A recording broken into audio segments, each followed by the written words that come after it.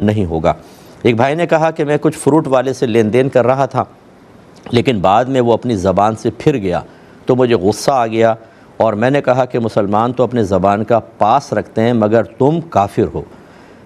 پھر میں واپس آ گیا تو اب مجھے بڑی اس پہ ندامت اور افسوس ہے، تو کیا اب میرے لیے توبہ کافی ہے یا بازار میں جا کے اس سے معافی بھی مانگنی پڑے گی؟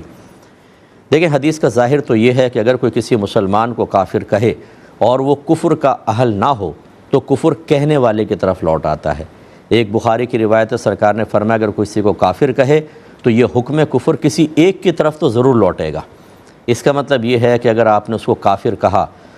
تو مطلب یہ کہ حکم سخت ہو سکتا ہے۔ لیکن اس میں ایک اور صورت یہ بھی ہے کہ ایک ہوتا ہے کافر کہنا اس کے اعتقاد کو بنیاد بنا کر، عقائد کو بنیاد بنا کر، اور ایک ہوتا ہے ویسی غصے میں ہرٹ کرنے کے لیے بطور گالی کافر کا لفظ استعمال کر لیتے ہیں۔ اگر تو بطور گالی آپ نے استعمال کیا تو کفر تو نہیں ہوگا، لیکن یہ گناہ کبیرہ ہے، آپ کو اس سے جا کر بالکل معافی مانگنی پڑے گی، پھر اللہ کی بارگاہ میں توبہ کریں۔ اور اگر آپ نے یہی اعتقاد رکھ کر کہ یعنی یہ سوچ اور فکر کے ساتھ کہ تمہارے عقائد غلط ہیں، تمہارا اعتقاد گندہ ہے، اس وجہ سے آپ نے اس کو کافر کہا،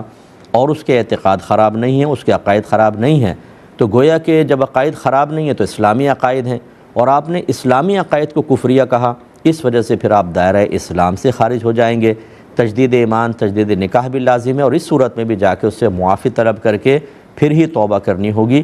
کیونکہ آپ نے اس کو ہرٹ کیا ہے، دل آزاری کی ہے۔ خلاصہ کلام یہ ہے کہ عمومی طور پہ جو ہم یہ عام طور پہ لوگ کہہ دیتے ہیں وہ اعتقاد یا عقائد کو بنیاد بنا کر نہیں، غصے میں ویسے کہہ دیتے ہیں، تو گناہ کبیرہ ضرور ہے۔ آپ معافی طلب کریں اور آئندہ اس میں احتیاط کیجیے۔